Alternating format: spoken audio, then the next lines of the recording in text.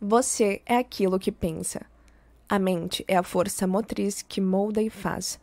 E o homem é mente, e cada vez mais ele maneja a ferramenta do pensamento, e moldando o que ele quer, traz mil alegrias, mil males. Ele pensa em segredo e isso acontece. Seu ambiente é apenas seu espelho. Prefácio.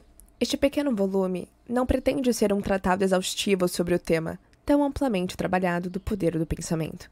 Ele é mais sugestivo do que explicativo. O seu objetivo é estimular homens e mulheres à descoberta e percepção da verdade que eles são os criadores de si próprios, em virtude dos pensamentos que escolhem e estimulam, que a mente é o tecelão mestre, tanto do traje interior do caráter quanto do traje exterior das circunstâncias, e que, como até agora teceram em ignorância e dor, podem doravante tecer em luz e felicidade. James Allen. Pensamento e caráter. O aforismo, o homem é aquilo que ele pensa, não só abrange todo o ser de um homem, mas é tão abrangente a ponto de alcançar todas as condições e circunstâncias de sua vida. Um homem é literalmente o que ele pensa, sendo seu caráter a soma completa de todos os seus pensamentos. Como a planta brota da semente, e não poderia prescindir dela, assim cada ato do homem brota das sementes ocultas do pensamento, e não poderiam ter surgido sem estas. Isto se aplica igualmente àqueles atos chamados espontâneos e não premeditados, como os que são executados deliberadamente. O ato é a flor do pensamento, e a alegria e o sofrimento são seus frutos. Assim, o homem se alimenta do fruto doce e amargo de sua própria criação. Ainda na mente, é o pensamento que nos molda. O que somos foi construído na forja das ideias. Se de maus pensamentos nos alimentamos, cada um deles será seguido pela dor do mesmo modo que a roda do carro segue os bois.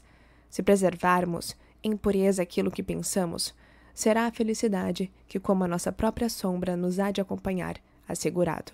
O homem é um produto da lei e não do artifício, e a relação causa e efeito é tão absoluta e inevitável no reino oculto do pensamento, como no mundo das coisas visíveis e materiais. Um caráter nobre e divino não é uma coisa de favor ou de acaso, mas é o resultado natural de um esforço contínuo no pensamento correto, o efeito de uma associação há muito acalentada com pensamentos divinos. Um caráter ignóbil e bestial, pelo mesmo processo, é o resultado do contínuo abrigar de pensamentos degradantes. O homem é feito ou desfeito por si mesmo. No arsenal do pensamento, ele forja as armas pelas quais ele se destrói. Ele também modela as ferramentas com as quais ele constrói para si mesmo mansões celestiais de alegria, força e paz. Pela escolha certa e verdadeira aplicação do pensamento, o homem ascende à perfeição divina. Pelo abuso e aplicação errada do pensamento, ele desce abaixo do nível da besta. Entre estes dois extremos estão todos os graus de caráter, e o homem é seu criador e mestre. De todas as belas verdades pertencentes à alma que foram restauradas e trazidas à luz nesta época, nenhuma é mais feliz ou frutífera da promessa e confiança divina do que esta, que o homem é o mestre do pensamento, o moldador do caráter, e o criador e modelador da condição, do ambiente e do destino. Como um ser de poder, inteligência e amor, e o senhor de seus próprios pensamentos, o homem detém a chave para cada situação, e contém dentro de si mesmo aquela agência transformadora e regeneradora pela qual ele pode fazer para si o que quiser. O homem é sempre o mestre, mesmo em seu estado mais fraco e abandonado, mas em sua fraqueza e degradação, ele é um mestre tolo que desencaminha sua casa. Quando ele começa a refletir sobre sua condição e a buscar diligentemente a lei sobre a qual seu ser está estabelecido, ele então se torna o mestre sábio, direcionando as suas energias com inteligência e moldando seus pensamentos para questões frutíferas. Tal é o mestre consciente, e o homem só pode tornar-se assim, descobrindo dentro de si mesmo as leis do pensamento, cuja descoberta é totalmente uma questão de aplicação, autoanálise e experiência. Somente através de muita prospecção e mineração, o ouro e os diamantes são obtidos, e o homem pode encontrar toda a verdade relacionada com seu ser, se ele escavar fundo na mina de sua alma, e que ele é o criador de seu caráter e moldador de sua vida, e o construtor de seu destino. Ele pode provar inequivocamente, se observar, controlar e alterar os seus pensamentos. identificando seus efeitos sobre si mesmo, sobre os outros e sobre sua vida e circunstâncias, ligando causa e efeito pela prática e investigação paciente, e utilizando cada experiência sua, mesmo a mais trivial ocorrência diária, como um meio de obter aquele conhecimento de si mesmo, que é compreensão, sabedoria, poder. Nesta direção, como em nenhuma outra, é a absoluta lei que aquele que procura acha, e aquele que bate na porta será atendido. Pois somente por paciência, prática e incessante insistência pode um homem entrar pela porta do templo do conhecimento. Efeito do pensamento sobre as circunstâncias. A mente humana pode ser comparada a um jardim, que pode ser cultivado de forma inteligente ou permitir-se que cresça em estado selvagem. Mas quer seja cultivado ou negligenciado, deve e irá desenvolver-se. Se nenhuma semente útil for colocada nela, então uma abundância de sementes de ervas daninhas cairá nela e continuará a produzir a sua espécie. Assim como um jardineiro cultiva seu terreno, mantendo livre de ervas daninhas e cultivando as flores e frutos que ele deseja, também um homem pode cuidar do jardim de sua mente, eliminando todos os pensamentos errados, inúteis e impuros, e cultivando em direção à perfeição as flores e frutos de pensamentos certos, úteis e puros. Ao seguir este processo, mais cedo ou mais tarde, um homem descobre que ele é um mestre jardineiro de sua alma, o diretor de sua vida. Ele também revela dentro de si mesmo as leis do pensamento e compreende com cada vez maior precisão como as forças do pensamento e os elementos da mente operam na formação de seu caráter, circunstâncias e destino. Pensamento e caráter são um só, e como caráter só pode se manifestar e se revelar através do ambiente e das circunstâncias, as condições externas da vida de uma pessoa serão sempre encontradas harmoniosamente relacionadas ao seu estado interior.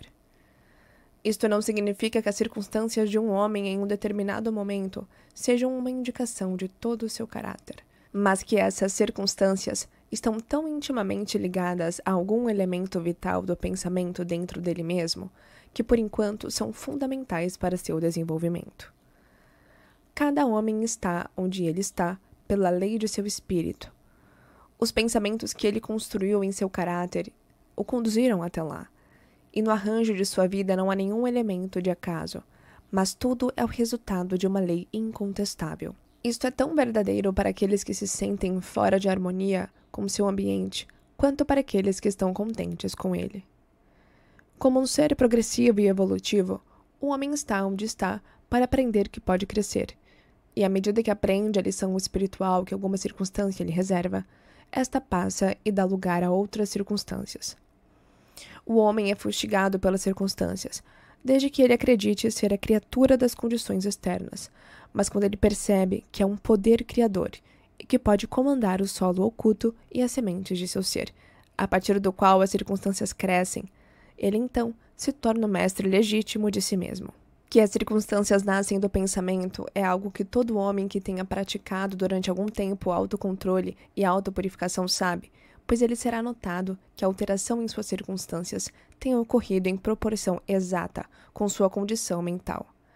Isto é tão verdadeiro que quando um homem se empenha seriamente em corrigir os defeitos de seu caráter e faz progressos rápidos e acentuados, ele passa rapidamente por uma sucessão de vicissitudes. A alma atrai aquilo que secretamente alimenta, aquilo que ama e também aquilo que teme. Atinge o apogeu de suas mais caras aspirações e desce ao nível de seus desejos impuros. E as circunstâncias são o meio pelo qual a alma recebe o que lhe é devido. Toda semente de pensamento que se semeie ou deixe cair e arraigar-se na mente, multiplica-se e mais cedo ou mais tarde, dela brota o ato, trazendo os frutos de oportunidade e circunstância próprios de sua espécie. Bons pensamentos darão bons frutos, maus pensamentos, maus frutos. O mundo exterior das circunstâncias molda-se ao mundo interior do pensamento. E as condições externas, tanto as agradáveis quanto as desagradáveis, são fatores que contribuem em seu resultado final para o bem do indivíduo. Como fazendeiros de sua própria colheita, o homem aprende tanto pelo sofrimento quanto pela felicidade. seguindo os mais secretos desejos, aspirações e pensamentos pelos quais se deixa dominar, perseguindo o fogo fato de fantasias impuras, ou trilhando com passos firmes a estrada do vigoroso e elevado esforço. O homem chega finalmente a fruí-los e realizá-los nas condições exteriores de sua vida. As leis de crescimento e adaptação prevalecem em toda parte. Ninguém chega ao botequim ou à cadeia pela tirania do destino ou das circunstâncias, mas através dos atalhos dos pensamentos sórdidos ou dos desejos vis. Tampouco ninguém de mente limpa cai de repente no crime, pressionado por qualquer força exterior. O pensamento criminoso há muito vinha sendo secretamente alimentado no coração, e a hora da oportunidade revelou a sua força acumulada. Não são as circunstâncias que fazem o homem, elas o revelam a si próprio. Ninguém mergulha no vício e nos sofrimentos que dele resultam, sem que haja antes inclinações más, como ninguém chega à virtude e à felicidade pura que ela conduz sem um constante cultivo de aspirações virtuosas. Portanto, o homem como amo e senhor de seus pensamentos é o construtor de si próprio, o modelador e autor de tudo o que o cerca. Já ao nascer, a alma é o que ela é. E a cada passo de sua peregrinação terrena vai atraindo conjuntos de condições que a revelam, que são os reflexos de sua própria pureza e impureza, de sua força e de suas fraquezas. Os homens não atraem aquilo que eles querem, mas sim aquilo que eles são. Seus caprichos, fantasias e ambições são distorcidos a cada passo, mas seus pensamentos e desejos mais secretos nutrem-se de seu próprio alimento, quer seja ele sujo ou puro. A divindade que forja nossos destinos está em nós mesmos. É o nosso próprio eu. O homem é manietado somente por si mesmo. Pensamento e ação são os carcereiros do destino. Se forem vis, aprisionam. São também os anjos da liberdade. Se forem nobres, libertam. O que o homem obtém não é aquilo que ele deseja e pede a Deus, mas o que por justiça recebe. Seus desejos e preces só serão gratificados e atendidos se se harmonizarem com seus pensamentos e atos. À luz dessa verdade, qual será então o sentido de lutar contra as circunstâncias? É que o homem está sempre se revoltando contra algum efeito externo, ao mesmo tempo que sem cessar alimenta e mantém a causa em seu coração. Essa causa pode assumir a forma de um vício consciente ou de uma fraqueza inconsciente, mas seja o que for, retarda obstinadamente os esforços do seu portador, e assim clama bem alto por um remédio. Os homens vivem ansiosos por melhorar suas condições, mas não querem melhorar-se a si mesmos. Com isso, permanecem amarrados. O homem que não recua face à autocrucificação nunca deixará de realizar o objetivo a que seu coração visa. Isso é tão verdade quanto as coisas da terra, quanto as do céu. Até mesmo aquele cujo único objetivo for adquirir riquezas deve estar preparado para fazer grandes sacrifícios pessoais, até que possa atingir a sua meta, quanto mais aquele que almeja realizar uma vida nobre e bem equilibrada. Vejamos o exemplo de alguém que esteja na mais extrema pobreza.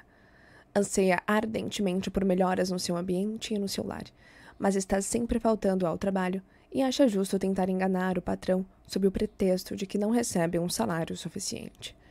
Esse indivíduo não compreende os mais simples rudimentos daqueles princípios que constituem a base da verdadeira prosperidade, e não só se acha totalmente despreparado para emergir da sua miséria, como na realidade estará atraindo para si misérias ainda piores, por abrigar e manifestar em atos pensamentos indolentes, fraudulentos e covardes.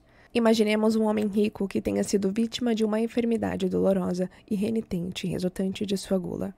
Está disposto a pagar altas somas para se ver livre dela, mas não quer sacrificar suas tendências de gula. Quer satisfazer o seu gosto por iguarias requintadas e exóticas e ao mesmo tempo cultivar a saúde. Esse sujeito está totalmente despreparado para ter saúde, porque ainda não aprendeu os princípios básicos de uma vida saudável.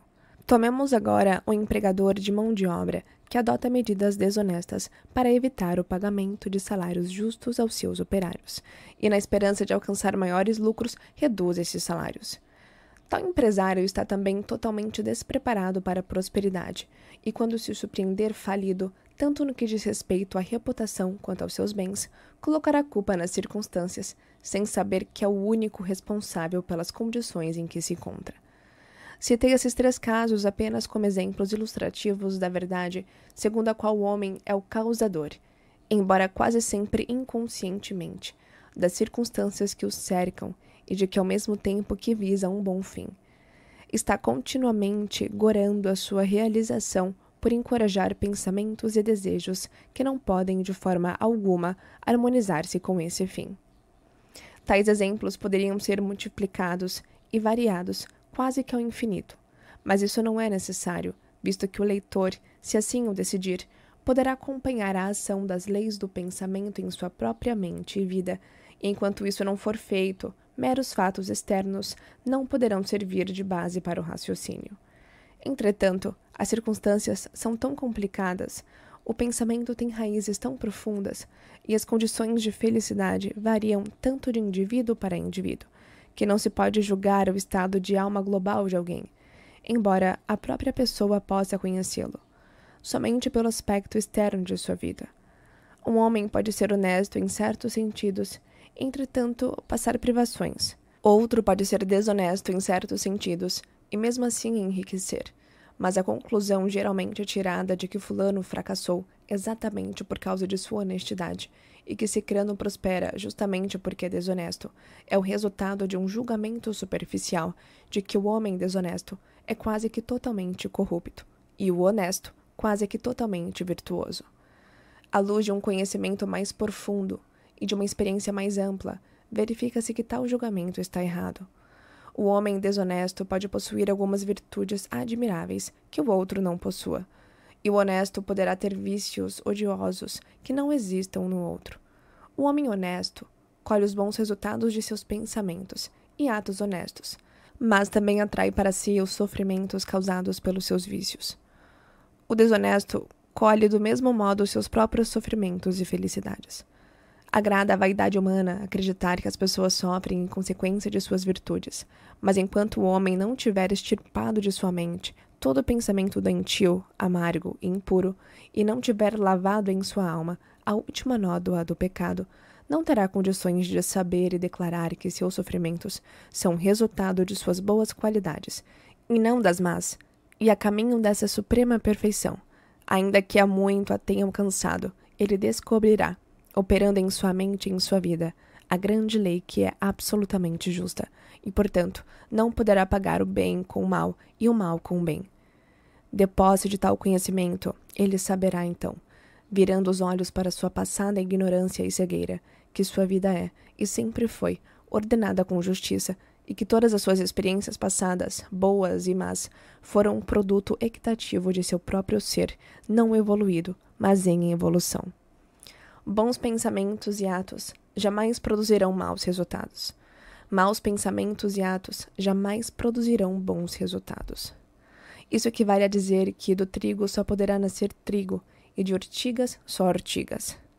Nós entendemos essa lei no mundo natural e lidamos com ela, mas poucos são os que entendem no mundo mental e moral, embora sua ação nele seja igualmente simples e inevitável, e portanto não cooperam com ela. O sofrimento é sempre o efeito do pensamento. O sofrimento é sempre o efeito do pensamento errado em algum sentido. É um indício de que o indivíduo está em desarmonia consigo mesmo, com a lei do seu ser. A exclusiva e suprema utilidade da dor é a de purificar, de queimar, tudo que é inútil e impuro. Para aquele que é puro, a dor deixa de existir. Não teria sentido levar o outro ao fogo depois que o refúgio já foi eliminado, e um ser perfeitamente puro e esclarecido não poderia sofrer. As circunstâncias que o homem enfrenta no sofrimento são resultado de sua própria desarmonia mental. As circunstâncias que o homem enfrenta e recebe com bem-aventurança são resultado de sua própria harmonia mental. A bem-aventurança, não os bens materiais, é a medida do pensamento correto. A infelicidade, não a falta de bens materiais, é a medida do pensamento errado. Um homem pode ser amaldiçoado e rico, pode ser abençoado e pobre. Bênçãos e riquezas só se juntam quando as riquezas são justas e sabiamente usadas. E o pobre só se torna miserável quando considera sua sorte como um fardo injustamente imposto. Indigência e vício são os dois extremos da infelicidade. Ambos são igualmente antinaturais e resultante da desordem mental.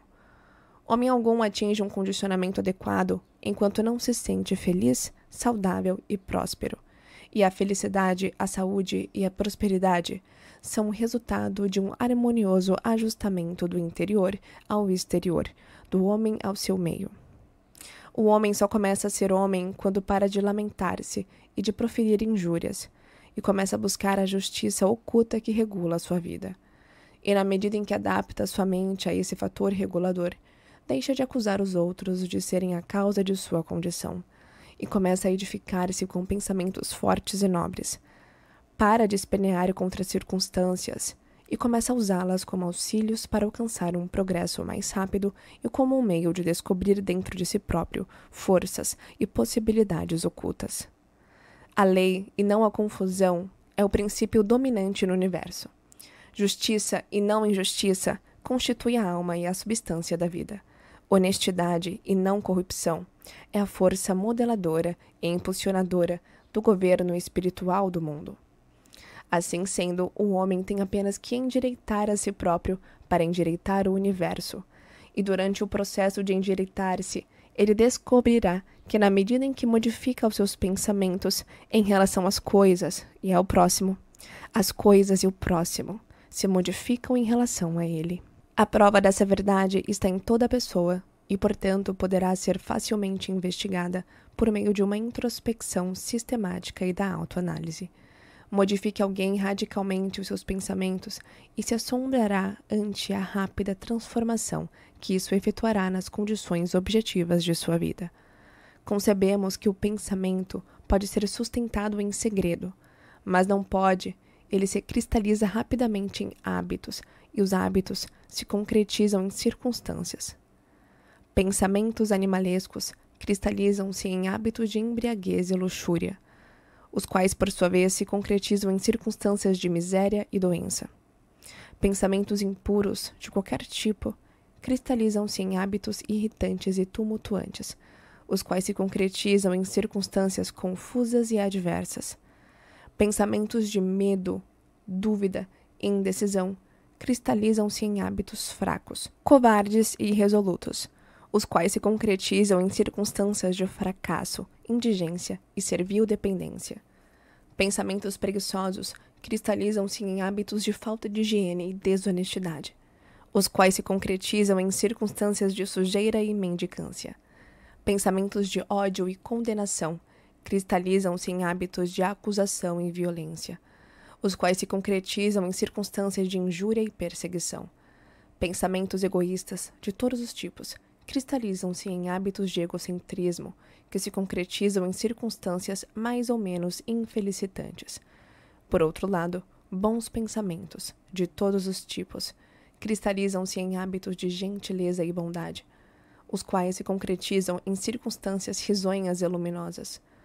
Pensamentos puros cristalizam-se em hábitos de temperança e de autocontrole, os quais se concretizam em circunstâncias de repouso e de paz. Pensamentos de coragem, autoconfiança e decisão cristalizam-se em hábitos viris, os quais se concretizam em circunstâncias de êxito, abundância e liberdade. Pensamentos enérgicos cristalizam-se em hábitos de limpeza e atividade, os quais se concretizam em circunstâncias de satisfação. Pensamentos amáveis e de perdão cristalizam-se em hábitos de gentileza, que se concretizam em circunstâncias protetoras e preservadoras. Pensamentos de amor e de altruísmo cristalizam-se em hábitos de disposição espontânea para perdoar, os quais se concretizam em circunstâncias de segura e duradoura prosperidade e verdadeira riqueza. A persistência em determinada linha de pensamento, seja ela boa ou má, não pode deixar de produzir os seus resultados sobre o caráter e as circunstâncias.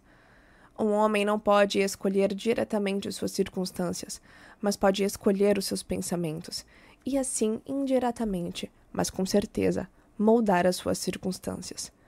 A natureza ajuda todo homem a satisfazer os pensamentos que ele mais estimula e são apresentadas oportunidades que mais rapidamente trarão à tona tanto os pensamentos bons como os maus. Ponha um homem fim a seus pensamentos pecaminosos e todo o mundo se abrandará para ele e estará pronto para ajudá-lo. Deixe-o afastar os seus pensamentos fracos e doentios, e eis que surgirão oportunidades em todos os lados para ajudar as suas fortes resoluções. Deixe-o fomentar bons pensamentos, e nenhum destino árduo o prenderá à miséria e à vergonha. O mundo é seu caleidoscópio, e as combinações variáveis de cores que a cada momento de sucesso que lhe apresenta são as imagens primorosamente ajustadas de seus pensamentos sempre em movimento. Você será aquilo que deseja ser. Deixe que o fracasso descubra o seu falso conteúdo nas circunstâncias desse pobre mundo. O espírito, porém, o despreza e é livre. Ele domina o tempo e conquista o espaço.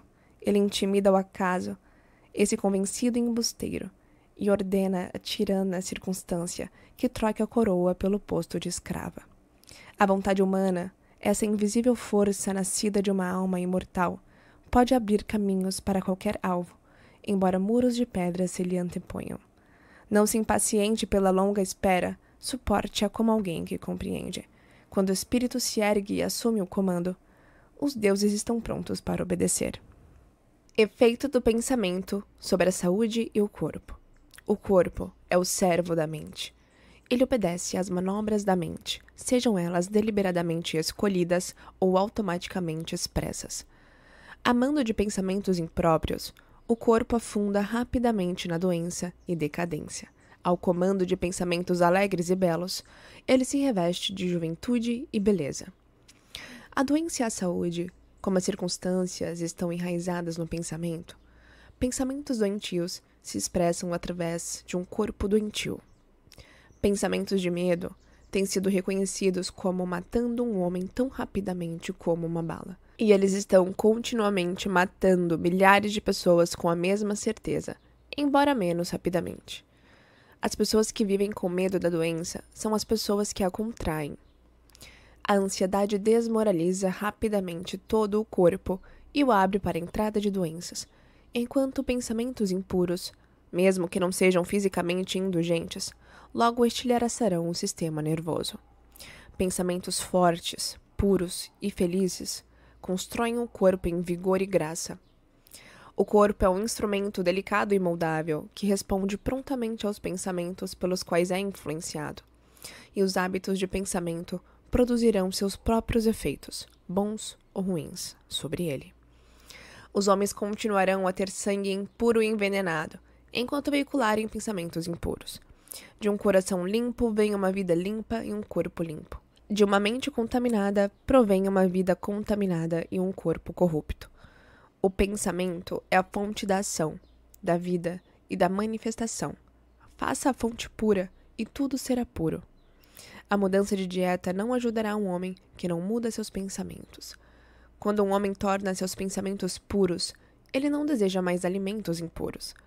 Pensamentos limpos tornam hábitos limpos. O suposto santo que não lava seu corpo não é um santo. Aquele que fortaleceu e purificou seus pensamentos não precisa mais considerar o micróbio maléfico. Se você quiser proteger o seu corpo, proteja a sua mente. Se você quiser renovar o seu corpo, embeleze sua mente. Pensamentos de malícia, inveja, desilusão, desânimo roubam do corpo sua saúde e graça. Um rosto ranzinza não vem por acaso. Ele é feito por pensamentos ranzinzas. As rugas que danificam são atraídas pela insensatez, paixão e orgulho. Conheço uma mulher de 96 anos que tem um rosto brilhante e inocente de uma garota. Conheço um homem bem abaixo da minha idade, cujo rosto é traçado por contornos desarmônicos. Um é o resultado de uma disposição doce e ensolarada, o outro é o resultado da paixão e do descontentamento. Assim como não se pode ter uma morada agradável e saudável, a menos que se admita o ar e o sol livremente em seus cômodos, um corpo forte e um rosto brilhante, feliz ou sereno, só pode resultar da livre admissão na mente de pensamentos de alegria e boa vontade e serenidade. Nos rostos dos idosos, há rugas feitas pela simpatia, outros pelo pensamento forte e puro. e outros são esculpidos pela paixão. Quem não consegue distingui-los? Para quem viveu com retidão, a idade é calma, pacífica e suavemente amadurecida, como o sol poente. Recentemente, vi um filósofo em seu leito de morte. Ele não era velho, exceto em anos. Ele morreu tão suave e pacificamente quanto havia vivido. Não há médico como um pensamento alegre para dissipar os males do corpo. Não há nenhum consolador que se compare com a boa vontade para dispersar as trevas do pesar e da tristeza. Viver continuamente em pensamentos de má vontade, cinismo, desconfiança e inveja é estar confinado em um buraco feito por si mesmo. Mas pensar bem de todos, estar alegre com todos, aprender pacientemente a encontrar o bem em pensamentos altruístas são os próprios portais do céu. E habitar dia após dia em pensamentos de paz para com cada criatura trará paz abundante a seu possuidor. Pensamento e objetivo. Até que o pensamento esteja ligado ao propósito, não há realização inteligente. Na maioria das vezes, a casca do pensamento é deixada à deriva sobre o oceano da vida. A falta de objetivo é um vício. Aqueles que não têm um propósito central em suas vidas são presas fáceis de pequenas preocupações, medos, problemas e autopiedade. Tudo isso são indícios de fraqueza, que levam com a mesma certeza que pegados deliberadamente planejados, embora por um caminho diferente, ao fracasso, infelicidade e perda, pois a fraqueza não pode persistir em um universo movido pela energia. Um homem deve conceber um propósito legítimo em seu coração, e se lançar a cumpri-lo, ele deve fazer deste propósito o ponto centralizador de seus pensamentos. Pode tomar a forma de um ideal espiritual, ou pode ser um objetivo mundano, de acordo com sua natureza no momento.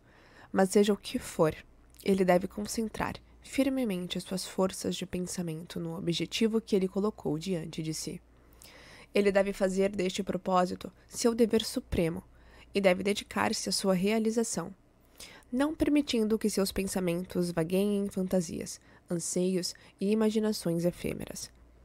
Este é o caminho real para o autocontrole e a verdadeira convergência do pensamento, mesmo que ele falhe repetidamente em cumprir o seu propósito, como deve necessariamente até que a fraqueza seja superada. A força de caráter adquirida será a medida de seu verdadeiro sucesso, e isto formará um novo ponto de partida para o poder e o triunfo futuros. Aqueles que não estão preparados para a apreensão de um grande propósito devem fixar os pensamentos no desempenho sem falhas de seu dever, não importa quão insignificante sua tarefa possa parecer. Somente desta forma os pensamentos podem ser agrupados e focalizados, e a resolução e energia podem ser desenvolvidas. O que sendo feito, não há nada que não possa ser realizado.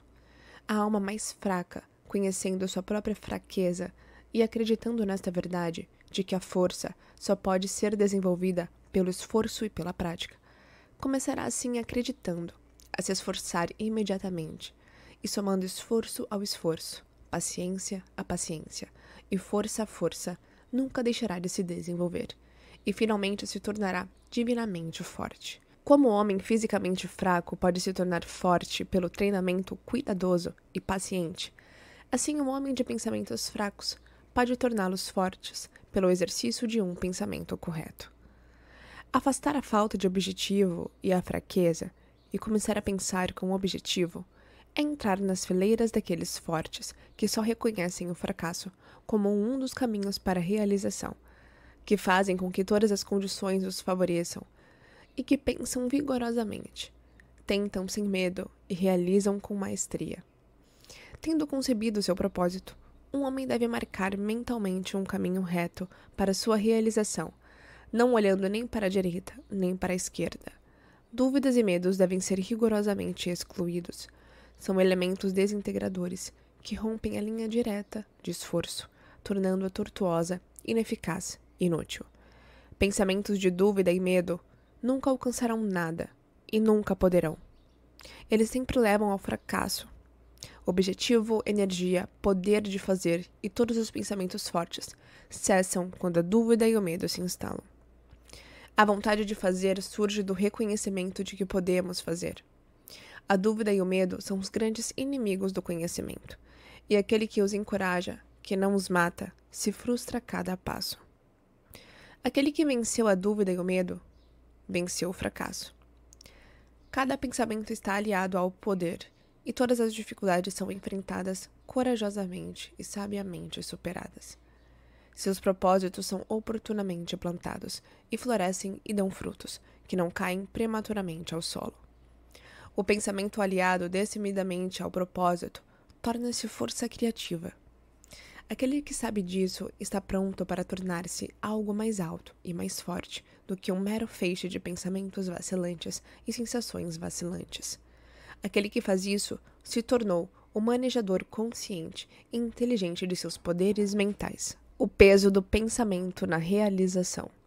Tudo que o homem consegue e tudo que ele não consegue é o resultado direto de seus próprios pensamentos. Num universo ordenado e justo, onde a perda de equilíbrio significaria a destruição total, a responsabilidade individual deve ser absoluta. A fraqueza e a força, a pureza e a impureza de um homem são suas, e não de outro. Elas são provocadas por ele mesmo, e não por outro, e só podem ser alteradas por ele mesmo, nunca por outro.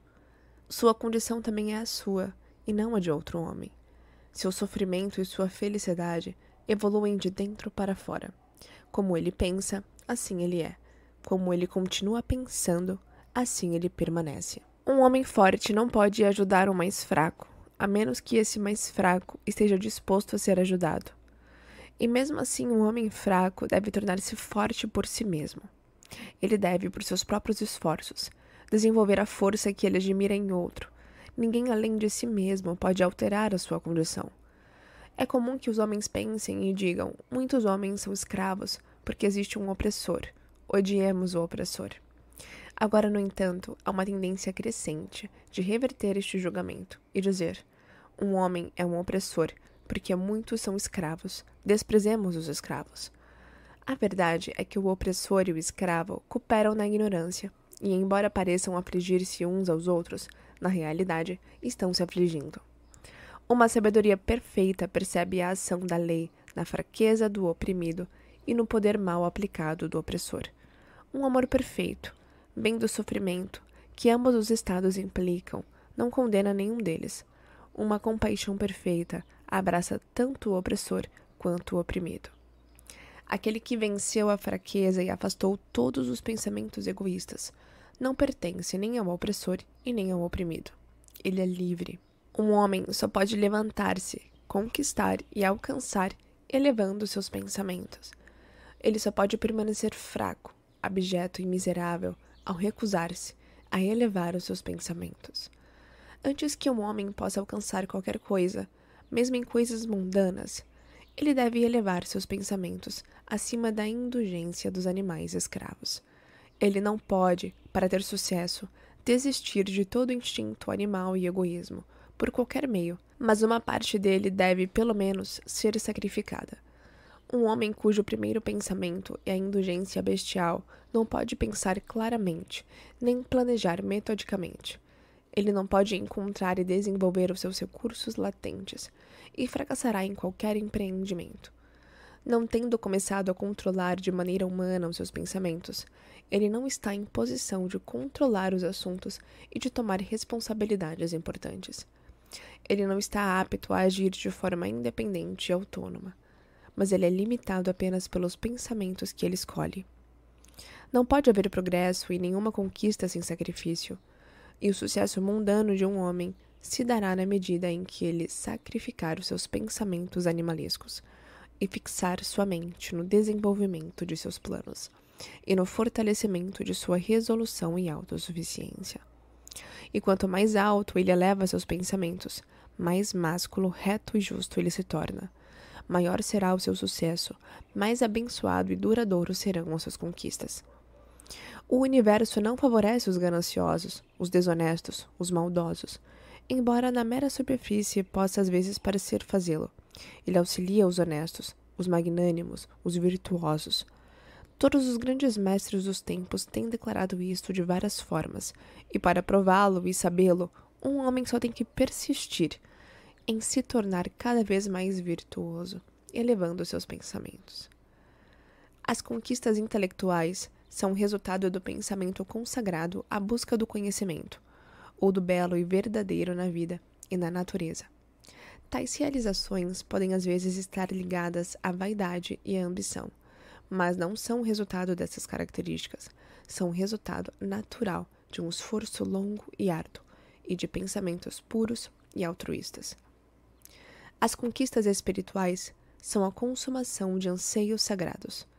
Aquele que vive constantemente na concepção de pensamentos nobres e elevados, que habita tudo o que é puro e altruísta, certamente, à medida que o sol atingir o seu zenite e a lua sua plenitude, tornar-se-á sábio e nobre de caráter, e ascenderá a uma posição de influência e bênção. A realização de qualquer natureza é a coroa do esforço, o diadema do pensamento. Com a ajuda do autocontrole, da resolução, da pureza, da retidão e do pensamento bem dirigido, um homem ascende, movido pelo instinto animal, pela indolência, pela impureza, pela corrupção e pela confusão do pensamento, um homem decai. Um homem pode ascender ao alto sucesso no mundo e até mesmo a altitudes elevadas na esfera espiritual, e novamente cair em fraqueza e miséria, ao permitir que pensamentos arrogantes, egoístas e corruptos tomem posse de si. As vitórias alcançadas pelo pensamento correto só podem ser mantidas pela vigilância. Muitos cedem quando o sucesso é garantido e rapidamente voltam ao fracasso. Todas as conquistas, seja no mundo dos negócios, intelectual ou espiritual, são resultado de um pensamento definitivamente direcionado. São governadas pela mesma lei e têm o mesmo método.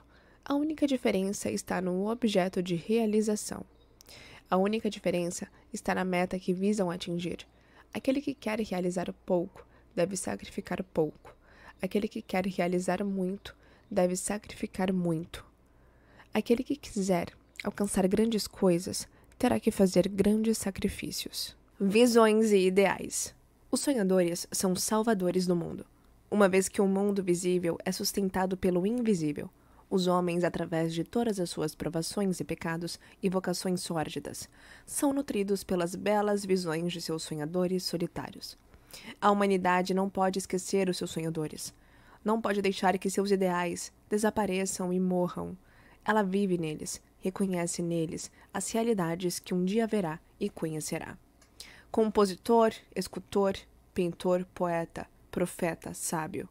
Estes são os criadores do além, os arquitetos do céu. O mundo é belo porque eles viveram. Sem eles, a humanidade trabalhadora pereceria. Aquele que preza uma bela visão, um ideal sublime em seu coração, um dia o realizará. Colombo teve uma visão de outro mundo, e ele o descobriu. Copérnico fomentou a visão de uma multiplicidade de mundos em um universo mais amplo, e o revelou. Buda teve a visão de um mundo espiritual de beleza imaculada e paz perfeita, e entrou nele. Aprecie suas visões, valorize seus ideais. Aprecie a música que agita em seu coração, a beleza que forma em sua mente, o encanto que envolve seus pensamentos mais puros, pois deles crescerão todas as condições desejáveis. Tudo, o ambiente celestial destes, se você apenas permanecer fiel a eles, seu mundo será finalmente construído. Desejar é obter, aspirar é alcançar. Sonhe sonhos altos, e como você sonha, assim você se tornará. Sua visão é a promessa do que um dia você será. Seu ideal é a profecia do que você finalmente desvendará. A maior realização sempre foi, no início e por algum tempo, um sonho. O carvalho dorme em sua semente. O pássaro espera no ovo e na mais alta visão da alma. Um anjo inicia o seu despertar. Sonhos são os brotos das realidades. As circunstâncias de sua vida podem não ser adequadas, mas não permanecerão assim por muito tempo, se você puder ainda que apenas vislumbrar um ideal e lutar por atingi-lo. Você não pode viajar interiormente e permanecer exteriormente imóvel. Imaginemos um jovem duramente oprimido pela pobreza e pelo trabalho, confinado horas e horas a fio numa oficina insalubre, analfabeto e carente de todas as formas de refinamento. Mas ele sonha com melhores coisas. Pensa na inteligência, no refinamento, na graça e na beleza.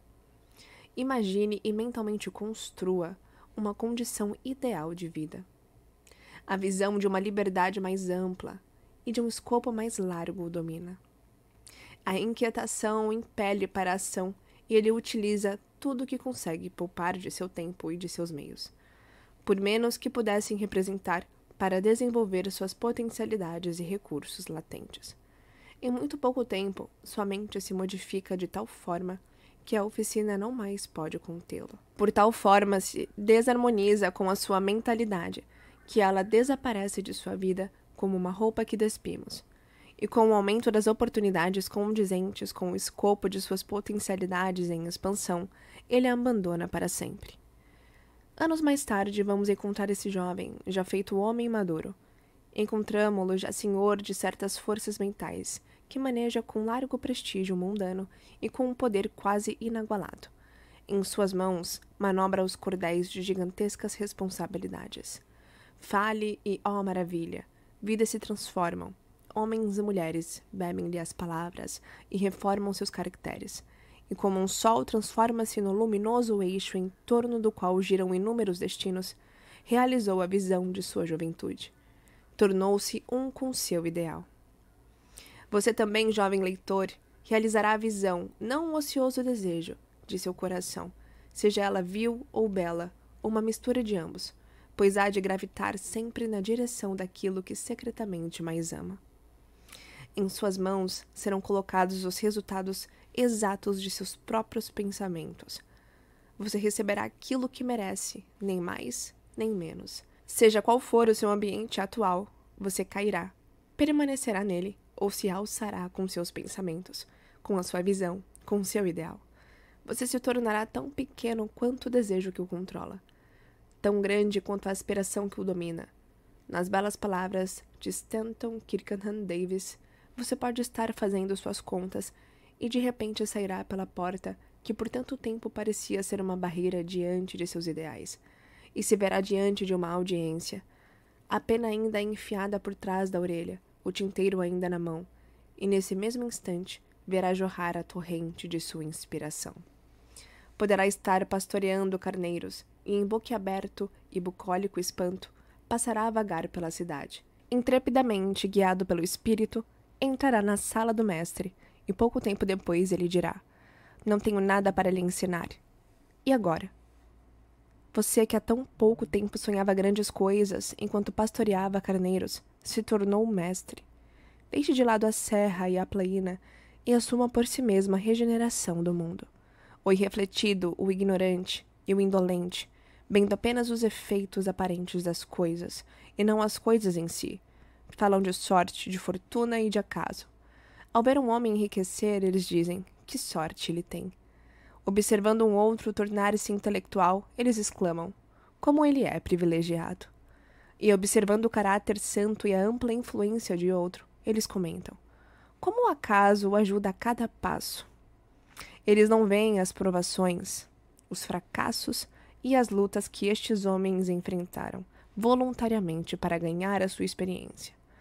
Não têm conhecimento dos sacrifícios que fizeram, dos esforços incansáveis que fizeram, da fé que exerceram para que pudessem superar o aparentemente intransponível e realizar a visão de seu coração.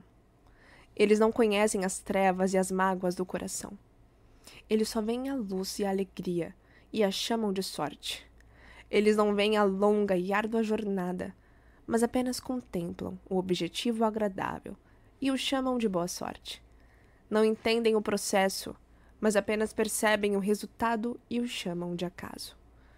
Em todos os assuntos humanos há esforços e há resultados.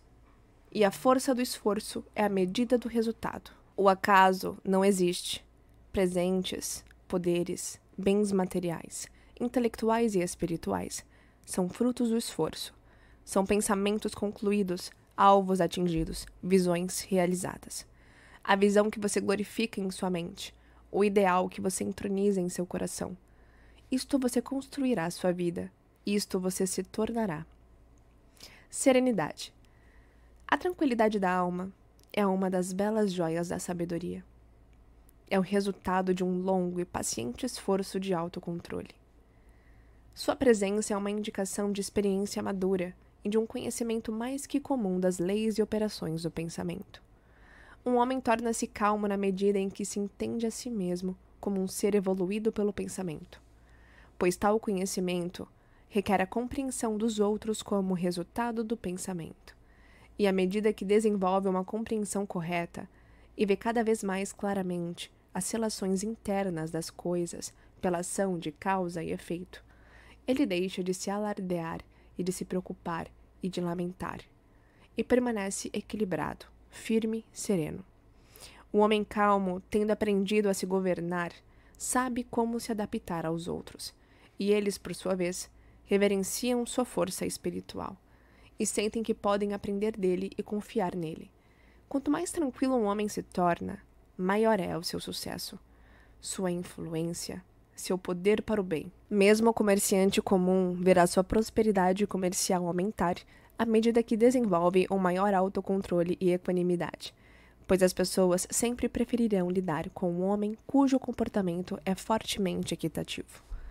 O homem forte e calmo é sempre amado e reverenciado. Assemelha-se a uma árvore que espalha sua sombra em terra sequiosa ou a uma rocha acolhedora em meio à tempestade. Quem não amará um coração tranquilo, uma vida equilibrada e cheia de doçura? Não importa se chove ou se faz sol, ou quais sejam as mudanças, porque passam os que possuem essas bênçãos, pois permanecem sempre dóceis, serenos e calmos. Esse raro equilíbrio de personalidade, a que chamamos serenidade, é a última lição da cultura, é o florescimento da vida, o frutificar da alma. É tão preciosa quanto a sabedoria, mais desejável do que o ouro, sim, do que o mais fino ouro. Quão insignificante nos parece a mera busca por dinheiro se comparada a uma vida serena, uma vida que habita as profundezas do oceano da verdade, sob as ondas, fora do alcance das tempestades, na eterna calma. Quantas pessoas conhecemos que amarguram suas vidas, que arruinam tudo que é agradável e belo por temperamentos explosivos, que destroem seu equilíbrio de caráter e envenenam o próprio sangue. Seria o caso de perguntar se a grande maioria das pessoas não arruína suas vidas e estraga sua felicidade por falta de autocontrole. Quão poucas pessoas encontramos na vida que sejam bem equilibradas, que tenham aquele equilíbrio requintado que é característico do caráter finalizado. Sim, a humanidade se agita com uma paixão descontrolada. É conturbada pela dor sem controle. É golpeada pela ansiedade e dúvida. Somente um homem sábio, somente aquele cujos pensamentos são controlados e depurados, faz com que os ventos e as tempestades da alma lhe obedeçam. Almas tempestuosas, onde quer que estejam, sob quaisquer condições que vivam, sabem disso no oceano da vida. As ilhas da bem-aventurança estão sorrindo, e a costa ensolarada de seu ideal espera sua chegada. Mantenha sua mão firmemente sobre o leme do pensamento. Na barca de sua alma repousa um mestre comandante. Ele apenas dorme. Acorde-o. O autocontrole é força. O pensamento certo é domínio. A calma é poder. Diga ao seu coração: aquiete-se e fique em paz. Eu espero de coração que você tenha apreciado os ensinamentos aqui contidos. Se você ainda não é inscrito aqui no canal, eu te convido a se inscrever e ativar as notificações. E eu te encontro no próximo vídeo. Até lá!